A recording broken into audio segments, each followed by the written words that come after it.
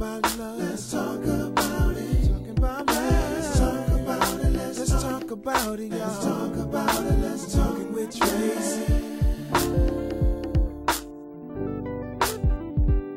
When I think of worship, I think of the actual worship service. Right, right. So help me with this. Right. Please. I mean, it is. And I know you worship at home, Mm-hmm.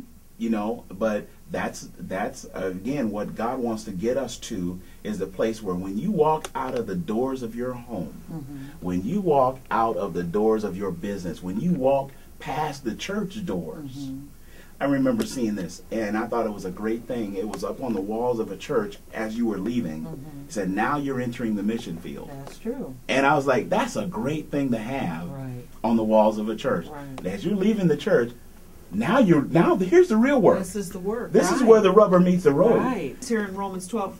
The whole chapter, I mean, it just kind of runs it down. It talks about, you know, what you just said in verse 10 about Yep. being affectionate to one another. Yep. Then in 11, not slothful in business. Don't be lazy. I like this one At because work. I like it. Yeah, not slothful in business. Right. Don't be a lazy person. Right. And then it says fervent in spirit. Fervent, that Right. means white hot. Right. Fervent. Right. In other words, you're supposed to live life excited. Right.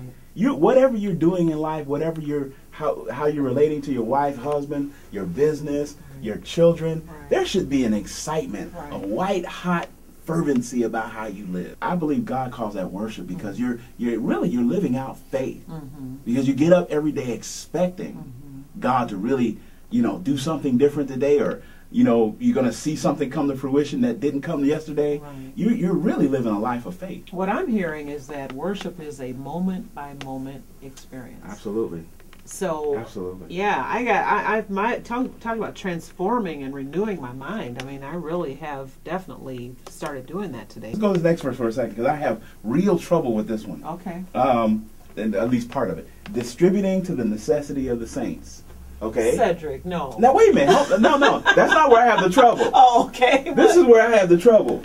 Giving the hospitality. Oh, yeah, you do, because you kicked me out of your chair when I came to your house. I haven't gotten over that yet. I'm a private person. I mean... But I'm your friend. But I'm a private person. That's my chair. Oh, Sid. Oh, you're right. You do have a problem in this area. But you know what? You know what? God is working on me. My wife is a very hospitable person. Yes, she is. She would open up the home to stray dogs and cats if I let her.